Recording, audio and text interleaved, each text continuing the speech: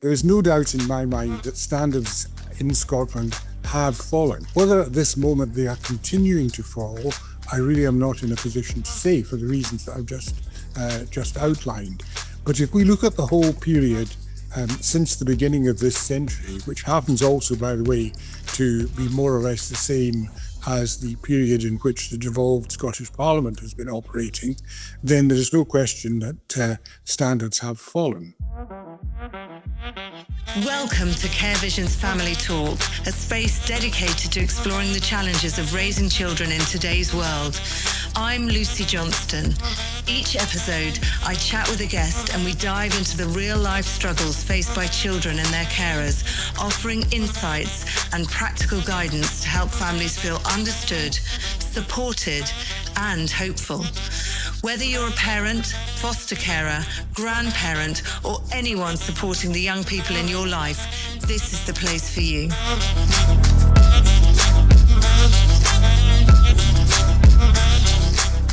I'm Lucy Johnston, and this is Family Talk. Tonight we're asking a simple but uncomfortable question. Are standards in Scottish education falling? And if they are, what's driving that? This matters for carers because when standards slip, children who already face disruption feel it first in literacy, confidence, behaviour, attendance, and in future chances. I'm delighted today to welcome my guest, Dr. Keir Bloomer, former Director of Education. Dr. Bloomer helped write the original blueprint for the Scottish National Curriculum, the Curriculum for Excellence. And in recent years, he's also been one of the most direct voices questioning whether Scotland's education system is delivering what it promised. Welcome, Dr. Bloomer. It's brilliant to have you on the show. Hello. So before we just sort of talk about opinions, should we talk about some of the evidence? So based on available data, do you believe standards in Scottish education are falling or staying the same, or do you think they're improving? I think maybe the first thing to say is that Scottish educational data is very poor. The evidence base on which we reach judgments of that kind is a lot weaker than it ought to be. And one of the preoccupations of the Commission for School Reform, which I chair, has been to try and persuade government to do something to improve the state of educational data in Scotland. Having said that, there is no doubt in my mind that standards in Scotland have fallen. Whether at this moment they are continuing to fall, I really am not in a position to say for the reasons that I've just outlined.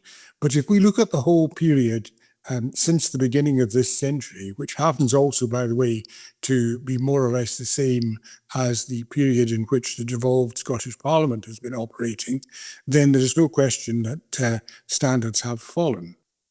During that time, we have only been in one of the three main international surveys for the whole period.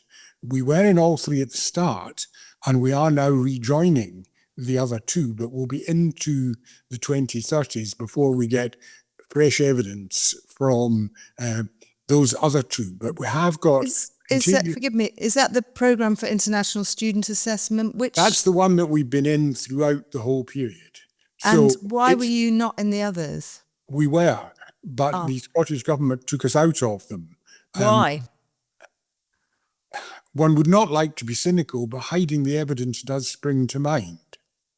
There was another source of important evidence, which was called the Scottish Survey of Literacy and Numeracy.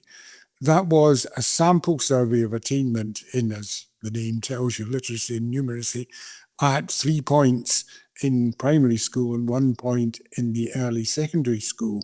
But that survey was closed down the best part of 10 years ago now.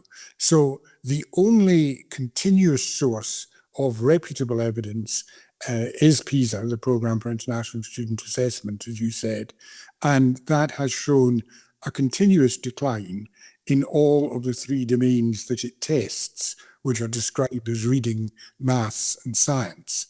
The decline in reading has been a bit less sharp than the other two, but even it is quite disturbing. So the simple answer to your question is obviously yes, standards have declined. And is that decline, do we know that's educationally meaningful, or could it reflect changes in the curriculum, in society, or the criteria, the test priorities? Well, we know that it is real.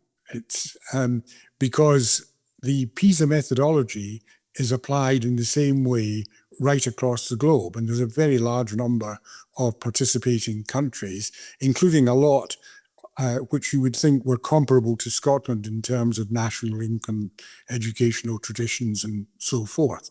So yes, we do know from PISA that comparing like with like, things are not as good as they were 25 years ago. And are there areas in Scotland that may look weaker on paper but stronger in practice? Or do you think that's not something that's, even worth trying to? We haven't got the data, so don't look at it. We don't really have the data to say something like that. I mean, what we can say from PISA is that in those three very fundamental curricular areas, there has been a process of quite significant and continuous decline across that period of time. And that obviously has to be a matter of grave concern. And I mentioned a moment or two ago the Scottish Survey of Literacy and Numeracy, now abolished. But while it was still in existence, it showed exactly the same trends. Right. And so Curriculum for Excellence was something that you helped develop, introduced in about 2010 to move the Scottish education away from, and if I'm wrong here, please correct me, from sort of heavy exams towards a more skills-based criteria and broader learning. So looking back now, do you think there was a problem with Curriculum for Excellence, or do you think there was a problem with the way it was delivered in schools? Well, we've got, I think, to distinguish between the original Curriculum for Excellence paper, which dates back, in fact, to 2004, and the implementation program, which, as you correctly say, got significantly underway in about 2010. Now, the original paper was really not very much more than a mission statement. It set out 4 objectives for education, and I think that most people then and now would agree that those are broadly appropriate aims, although they're at a very high level of generality. So my view would be that there is nothing important wrong with the mission statement that came out in 2004, but the program of implementation, which began in 2010, is another matter altogether. And the crucial error that was made in the implementation program was in the specification of the curriculum. In other words, in its descriptions of what it was that young people should be learning. These were incorporated in a very large number of statements called the experiences and outcomes. There were well over 1,000 of them. And they followed a particular verbal formula, in my view, a rather patronizing and silly one, but that in itself isn't all that important, in that they were put in the mouths of the child. And each of these experiences and outcomes said, I have done such and such, I have learned such and such, and I can do something else. So the experience was the learning bit, the outcome was what they could do. So that was the specification of the curriculum. But these are all very vague. Can you just explain, just so that I have it straight? So the measurements were based on children's opinions about what they'd learned and how well they'd captured that learning. No, that I'm was sorry, I their must have subjective explained that opinion. badly. Sorry? Children actually had no part in constructing these statements. Committees of adults made the statements up, but they put the words into the mouth of an imaginary child. And who how just did that work in practice? Was it well, it had two, I think, very important drawbacks. The first one was that these statements were very vague. They were open to a number of interpretations. Teachers had great difficulty with them. They kept on asking for advice about them. And the end point of that process was that Education Scotland, the government's education quango, eventually had produced some 20,000 plus web pages of explanation of these statements, which I think you will agree suggests that they were not altogether clear in the first place. just to go back, was it a termly thing that the children would have to report back on, or through these statements? There was one statement for each phase of education, so early, first, second, and so on. And that meant that each statement covered a period of approximately 3 years. So that was another problem with them, in fact, that 3 years of learning was supposedly encapsulated in a single sentence. The fact that that sentence was open to a wide range of interpretations, as I've said, was a further difficulty. And the other thing was, of course, that the statement, and this is inevitable given the points I've just made, did not really specify what the child was to learn. So one of the consequences of describing the curriculum in this particular way is that the knowledge that was to be conveyed was never clear. And the consequence of that has been a decline in emphasis on knowledge. And that in itself has been a catastrophic development for Scottish education.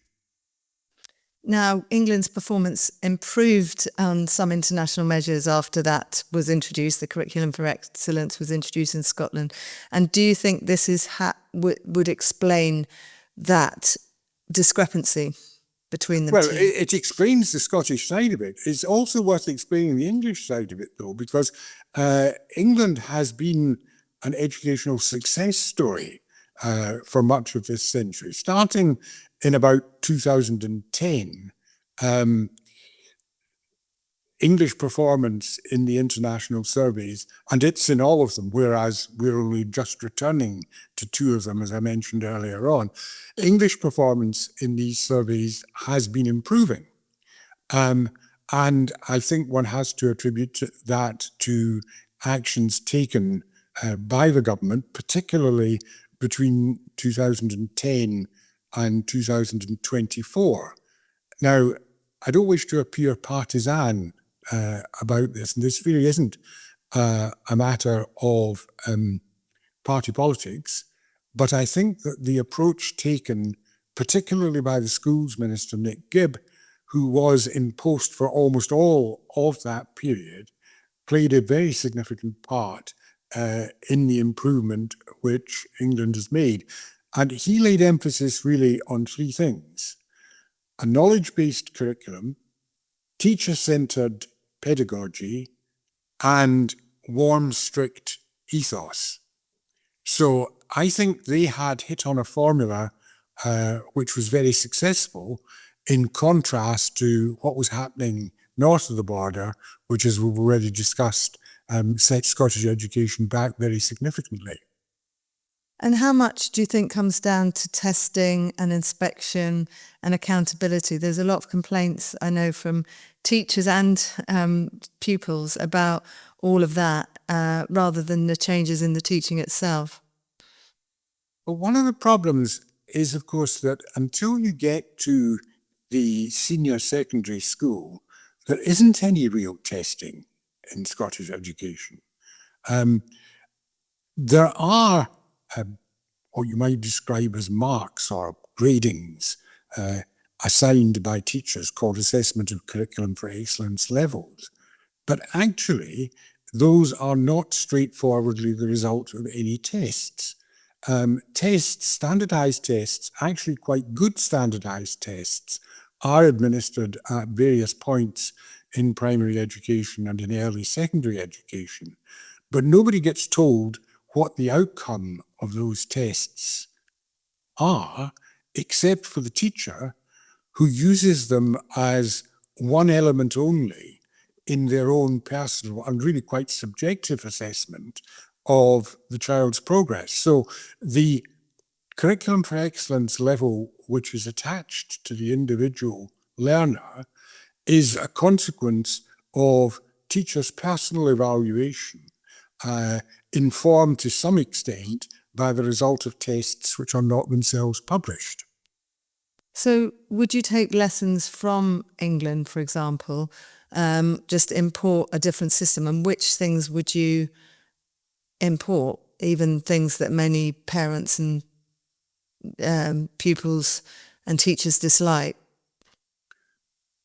Well, I mentioned a few moments ago that the English approach consisted really of three elements: knowledge-based curriculum, teacher-centered instruction, warm, firm ethos in schools. And I think all three of those are essential parts of a good education system. Now, it's not necessary to do exactly the same thing as is done in England, but those three ingredients, which are relatively general things, there are a variety of ways of implementing and assessing a knowledge-based curriculum, for example. So I'm not saying that we need to copy out what has been done south of the border, but in a general way, those are very sound approaches, and it is difficult to think of an education system working well that doesn't embrace those elements. So what was the curriculum for excellence trying to solve when it was introduced? What was the issues? If it wasn't broken, why did it need fixing, if indeed that's the case? Well, there had been a debate in Scotland in the 1990s about the extent to which the curriculum should be specified in relation, for example, to issues like how much time in the week should be spent on each subject.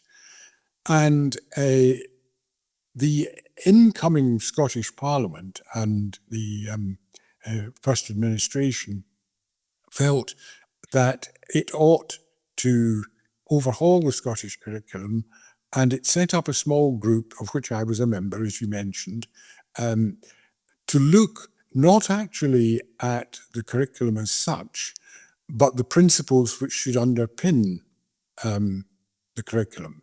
And that is why we came up with a set of 4 things that we thought that the curriculum ought to be aiming to do. And what were those 4 things exactly? That young people should be successful learners, effective contributors, that was to society, confident individuals, and responsible citizens. Those were the 4 objectives. And actually, I don't think that many people would argue with those.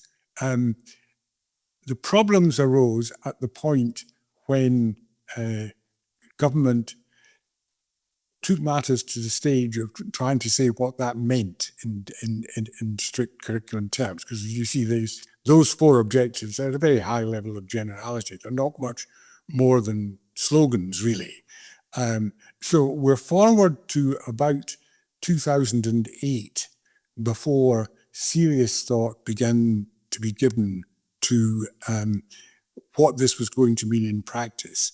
And as you said earlier on, we're forward to about 2010 before you actually see anything beginning to change in classrooms as a result of that. Now, my argument, as I've already said, is that I think the way in which the curriculum content was specified turned out to be disastrous. Was there, just sort of talking about the skills that children have and will leave school with, was there a mind, an eye to that are the skill sets that they have now appropriate for the modern world? It's slightly off topic, but do you think both sides of the border? It is off topic. I think it's on topic because I think that the 4 objectives, as Yeah, enunciated them a few minutes yeah, ago. For example, effective contributors. yeah, Now, effective contributors can, of course, mean quite a lot of things. It could mean voluntary activity in society, for example, but the most obvious contribution that people make to society is through work. So you are very much then in yeah, the realm of skills. I think the problem was that those who were in charge of Curriculum for Excellence implementation imagined that skills exist independent of knowledge, and yes. the starting point is knowledge. Well, you've said without knowledge there can be no skills. Is Exactly. that right? Yeah, the skills are the accumulation of knowledge, and without knowledge there can be no skills. So perhaps explain that a little bit more and why that sort of fell short in the system. Knowledge is absolutely central to the learning process. I mean, we know a lot more than we used to know about how human beings actually do learn things. And one of the ways in which they learn, in fact, the only important way in which they learn things, is by adding new knowledge to long-term memory. If nothing changes in long-term memory, then nothing is actually being learned. And skill is some distance down the path from that. Skill is the application of knowledge that you possess. So unless the knowledge is there in the first place, the skill will not follow. So hence, my position is that a knowledge-based curriculum is absolutely fundamental to the success of any educational process. If you haven't got that in place, you are not going to do well. But do you think it shifted the system, the education system, to being one which was focused on developing skills before knowledge, or prioritizing skills? Is that one of the things that went wrong? In effect, yes, but I think it's a little bit more complicated than that, because of course what we've been talking about just now is the activity of government and of the educational quangos that surround government, as it were. Now, there's actually quite a long way between that and what takes place in the classroom. And the fact that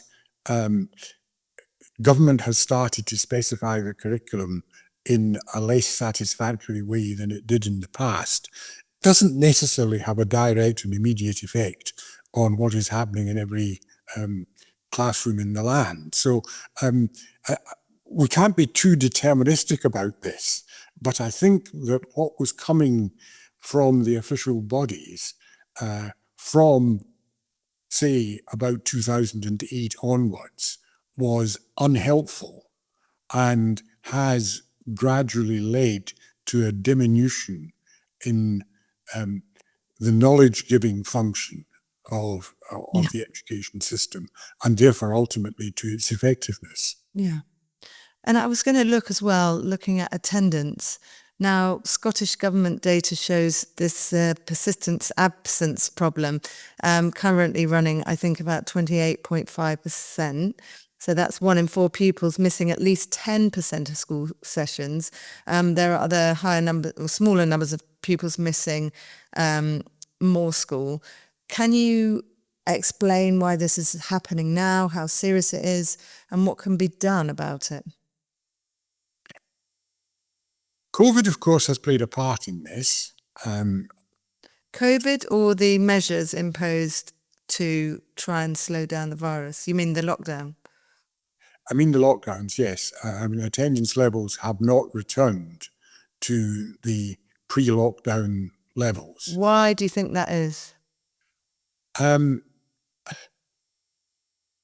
I think one of the mistakes that was made in Scotland that wasn't made in England was that no kind of learning recovery program was put in place.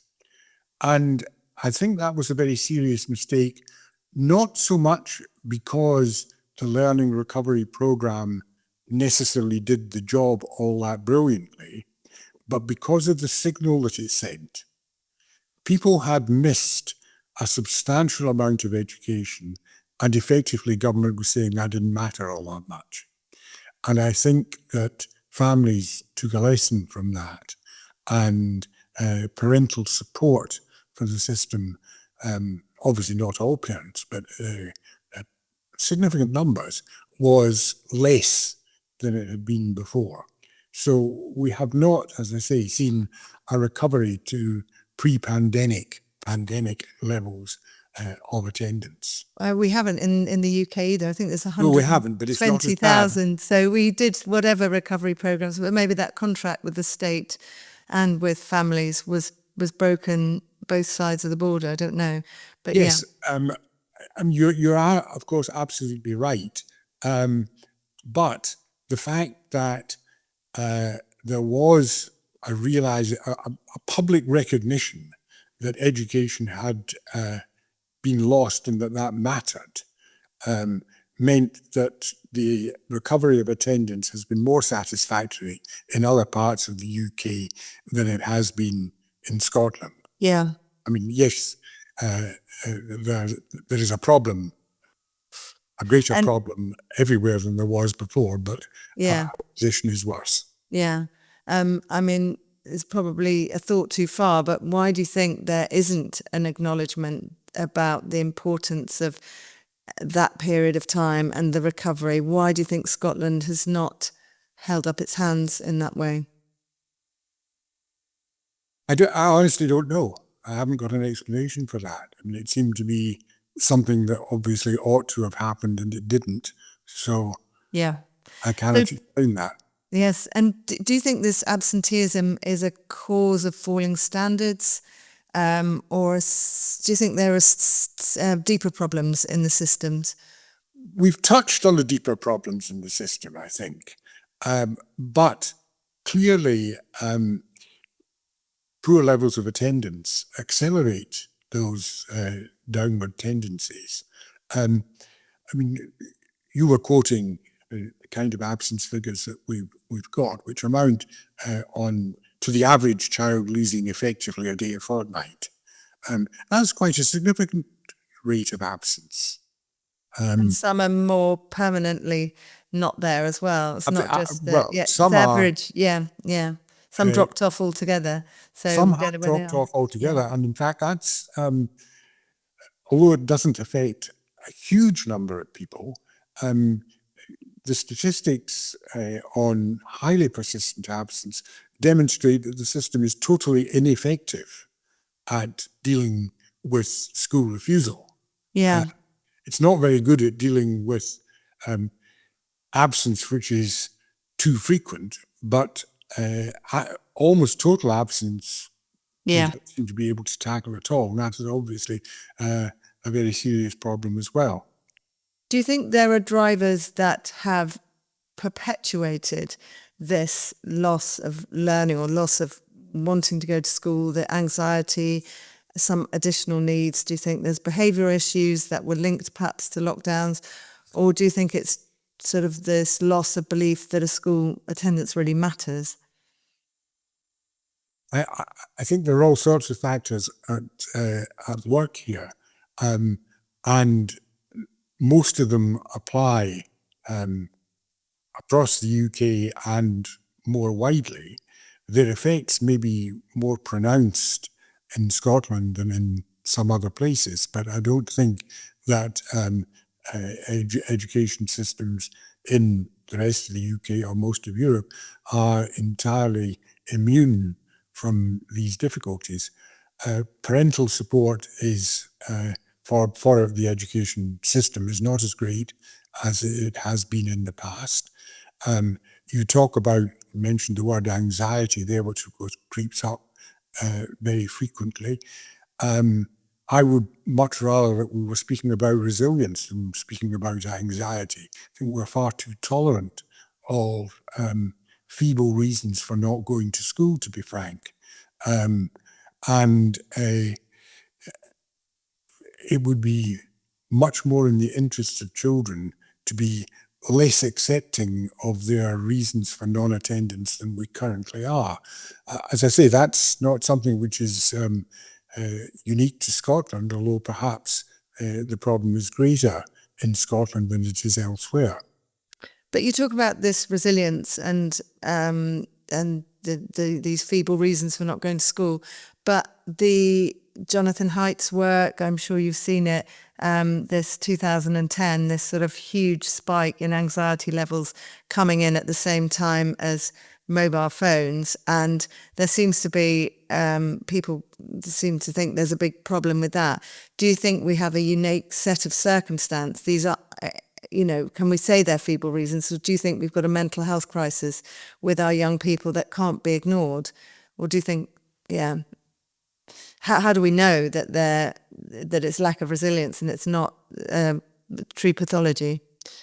I think we certainly do have a mobile phone problem, and it is significant, I think, that a great many individual schools, and come to that local authorities, at the present moment are trying to devise and implement policies which will restrict the presence of mobile phones in schools and limit the effects that they might be having on behaviour and learning. So I think, yes, there is a difficulty about that. But of course, society faces all sorts of difficulties, always has faced difficulties that stand in the way of young people learning. And if you go back to the earlier days of compulsory education, parental desire to use their children to get an extra family income was a problem to school attendance, but we coped with that and we dealt with that pretty firmly. And I think we seem to have lost the capacity to analyse clearly and act firmly. I think that's what I feel about that. I'm interested in that do you think that parents have just reneged their responsibility in acting firmly and saying to children, no, it's not an option, you have to go to school? They're reporting that they'll be chasing their children around the house and there's a true crisis going on. And we see many reports of children who are absolutely addicted to gaming or phones or whatever, and addiction is a different thing altogether. You can't sort of just bully people out of it. It's a complex. But do you believe that in the main this is a failure of the state partly, and also the parents for not being firmer? Yes, I think you're spot on there. Both. And why are parents, do we call it weaker, but why are parents not being firm anymore? What's changed? I do think there has been a certain loss of respect for education. Since when? Probably for at least the past quarter century. And we are not talking here purely about the longer term effects of the pandemic. I think we've got to look back further than that. But I think that you are right that some combination of weak parenting and failure by the state is involved here. So why would there be a loss of respect for education over a quarter of a century? Is it because there's a feeling that the education system doesn't necessarily lead to health, wealth or happiness or jobs? Or is it because the education system is failing more children? Or what do you think's behind that? I think that's a very difficult question to answer, and it's one that is certainly worth asking. And to diverge slightly for a moment, one of the things that the Scottish education system notably lacks, but I think it's a weakness in quite a few other education systems as well, is a sufficient emphasis on research and evidence. Yeah. We come across problems and we don't understand them, but we don't make the kind of effort to look into them and to reach conclusions about them that actually it's required. I think that is a considerable difference. I mean, the Scottish education system effectively has no research function. No, that's Speaking happens about that. happens so often. Yes. Yes. So And when you combine that with the point I made some while ago about the lack of data as well, in we really are in a operating vacuum. in darkness when there should be at least a few lights shining. Yes. So that sort of kind of negates my next question, because I was going to ask you what you would do about this problem, but you'd probably say research and look at it rather than knee-jerk response, but you may not. Well, yes. I mean, there are definitely some things where the last thing you need is somebody like me saying, this is the answer to this problem, because actually I don't know and neither does anybody else. So some open-minded inquiry and research is undoubtedly needed. I mean, let me give you an example. You did mention a few minutes ago additional support needs. Now, there has been an explosion in the number of children who are stated to have additional support needs. That leads one to ask some questions. I mean, is this a real increase? You know, are there really 7 times as many people, young people today, as there were 20 years ago, who have got additional support needs sufficiently great that they require to be recorded? Is that including autism, Asperger's, all of those things? Yes. And when you say 7 times more people, is that just in Scotland? That's just in Scotland. Yeah. What do you think? What do you suspect? I would say no. That is extraordinarily unlikely. There may very well have been significant changes in methods of diagnosis, and therefore the number of people who are so described at the end of the process of diagnosis. That seems to me to be very likely. But the notion that there are 7 times as many people with genuine substantial difficulties seems to me to be unlikely. What period was that? And in fact, sorry, if I've just finished one part, if it is true that there has been in that sense a real increase, why has it happened? Why are we not interested in finding out the causes? And shouldn't we be doing something about it? It's over what period did you say? 20 years. Over 20 years. It could be argued that there were people just not being picked up before, and they struggled and they were put at the back of the room or having detentions, and that we just didn't recognise it. We definitely didn't recognise dyslexia back when I was growing up and all that sort of thing. So is there not just some scope for thinking, well, at least we're picking up more problems?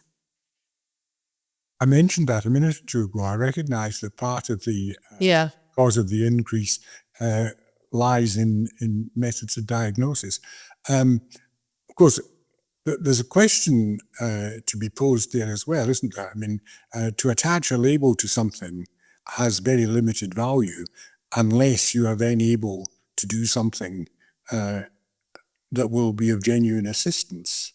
And it is not clear that attaching a label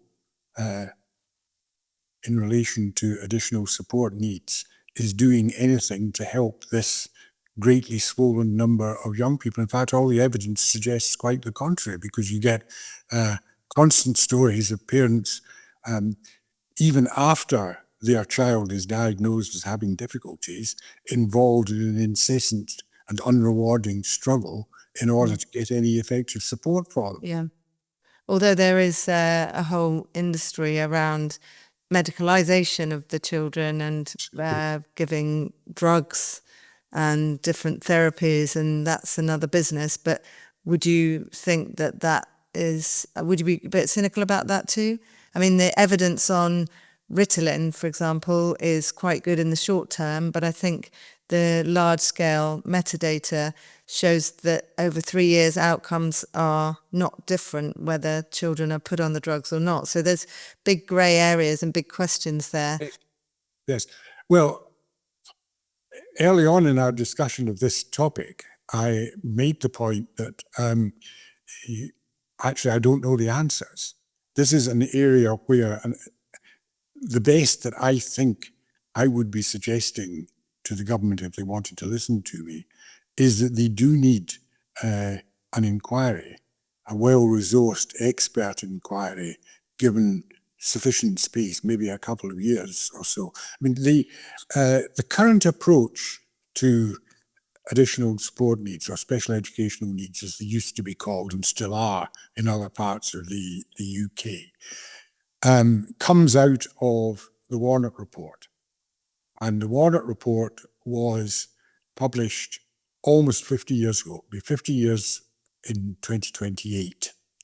Now, the Warnock Report was an excellent report. It was a very well-researched report.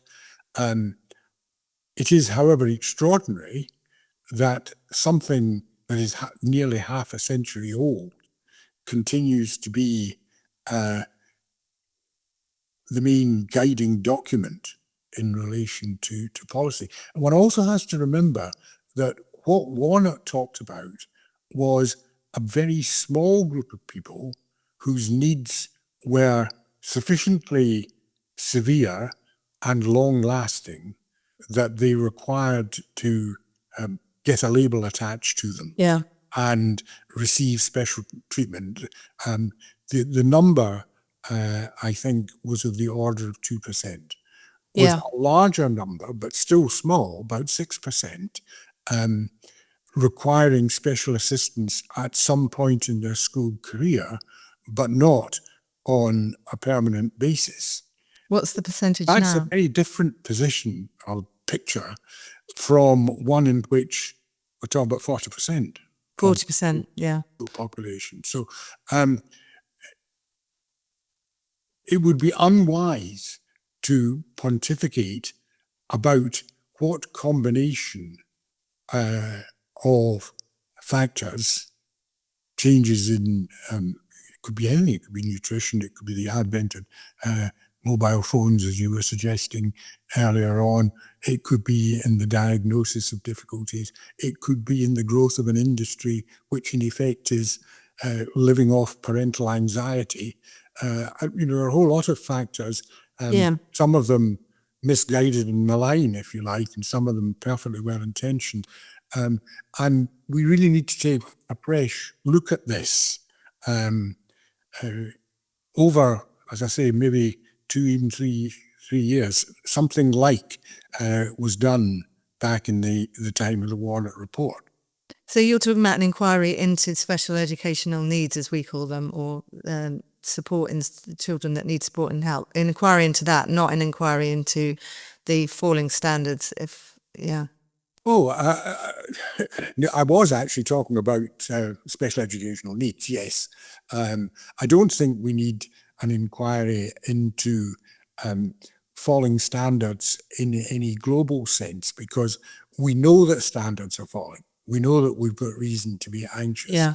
And we have, I think, sufficient understandings of the educational process and also sufficient evidence from other countries, including ones that are doing rather better than ourselves, that I think allows us to work towards improvements in educational standards without the need for that sort of inquiry. So yes, I was talking specifically about the area of additional needs. So just moving on to behaviour, do you also think there's a behavioural crisis in Scottish schools? And if you do, what's driving it? Well, whether I do or not, teachers certainly do. There's no doubt about teacher opinion on this subject, and teacher unions, for example, have been quite vocal on this point. So yes, without doubt, there are serious problems here. And what should schools realistically be expected to do about it? What lies beyond the education's remit? Well, guidance was issued by the Scottish Government almost a year ago now. I think it was in the slightly later spring of last year. And although the guidance says quite a lot of perfectly sensible things, 2 points about it. One, it says at far too great lengths, what teachers are looking for is concise, practical advice that they can access easily. But more importantly, a lack of emphasis on sanctions. There need to be consequences, and ultimately, the sanction which schools require to have at their disposal is suspension, exclusion, if you like. But schools do suspend and exclude Not children. very much. The Scottish Government, I think the Scottish Government's attitude on this has changed and in the right direction. But there was a period, if we go back about 10 years ago, when government strongly disapproved of exclusion as a sanction. And it was, in fact, a positive mark if a school could show that it wasn't using it, which in effect meant if the school was containing difficulties that it shouldn't actually be putting up with.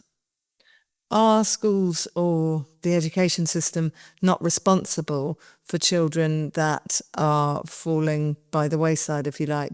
That then we have an increase in kids getting into county lines, being more likely to hit the criminal justice system. There's all sorts of problems that occur if we allow exclusions to go, to increase. Yeah. There undoubtedly are difficulties. I mean, there is no perfect answer to this problem. There's no question that significant trade-offs are involved here. I think my starting point is that every child is entitled to a good opportunity for learning in circumstances that are conducive to learning. And that if choices have to be made, now, my position is a little bit subtler than it's just about to appear.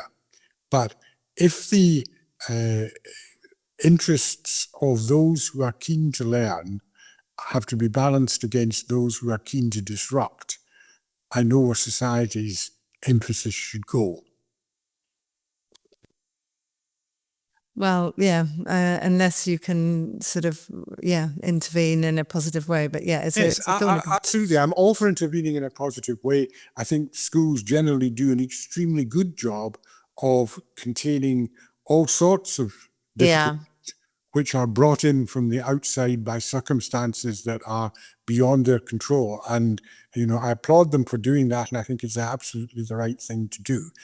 But I think one also has to be clear where ultimately choices lie. But do you think schools are too much being asked to solve problems of the day, mental health, poverty, trauma, that education alone can't fix? They're ending up, I speak to teachers too, with problems that are beyond the scope of the curriculum. Yes, I think schools have always had to do that. I'm not sure if they're having to do that to a greater extent today than they did in the past. I mean, the problems of today are always more prominent in our minds than the problems of yesterday, which have perhaps been solved or at least ameliorated already. But for example, hunger was a terrible problem for children attending school. Schools did a lot about that. Obviously, they did it at an official level in terms of the provision of meals, but teachers brought in food. Yeah.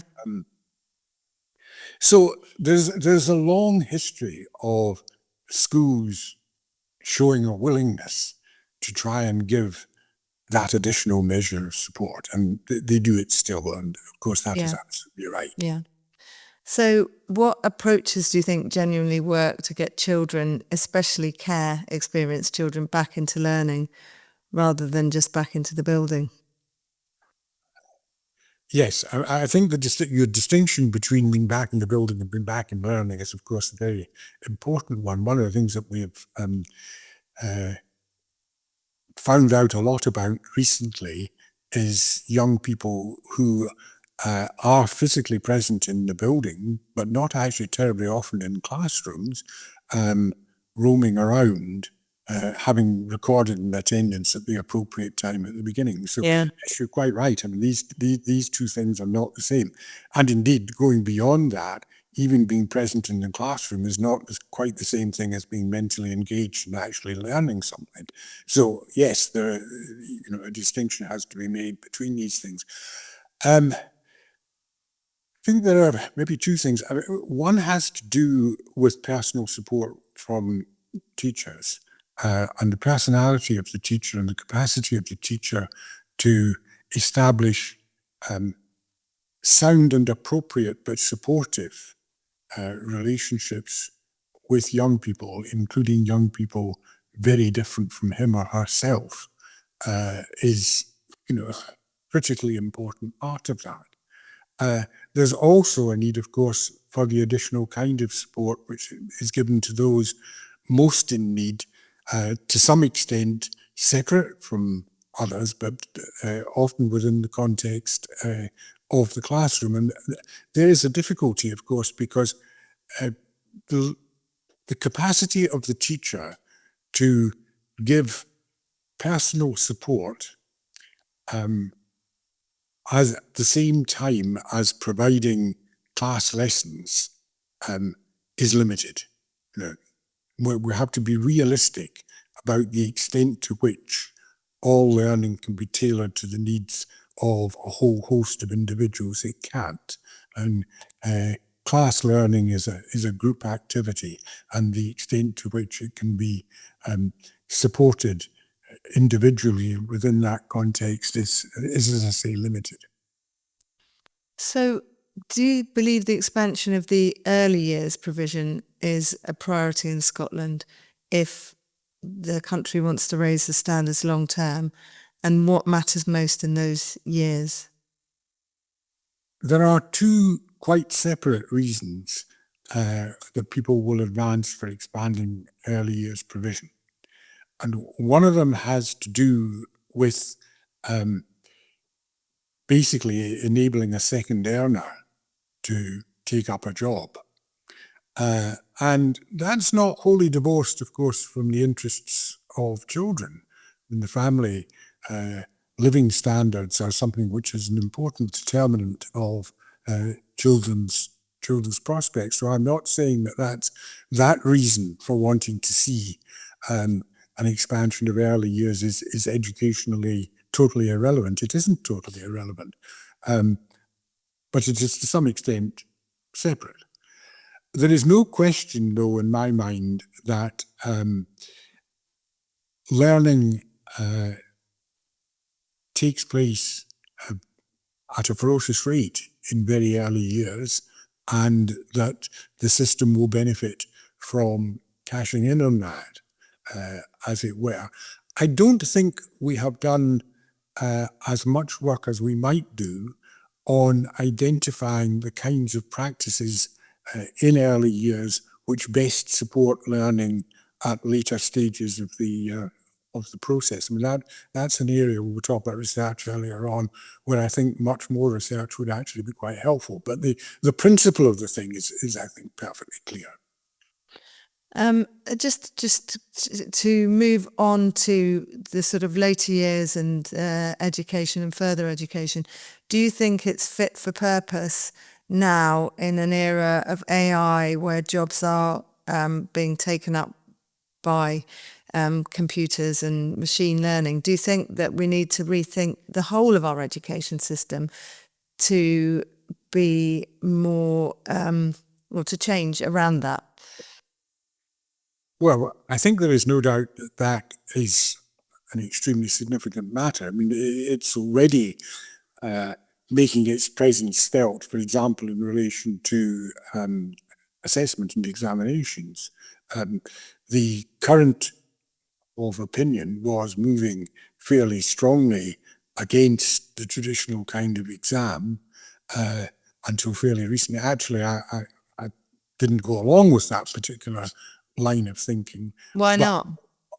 well, because I think that young people, particularly those coming from disadvantaged circumstances where the level of help that the parents can provide is very limited, Yeah. need the protection of the traditional kind of assessment when the capacity for help from the parent or friends or whatever is not there. So I think AI has done us a favour in terms of stopping quite a dangerous trend in relation to how main assessments take place.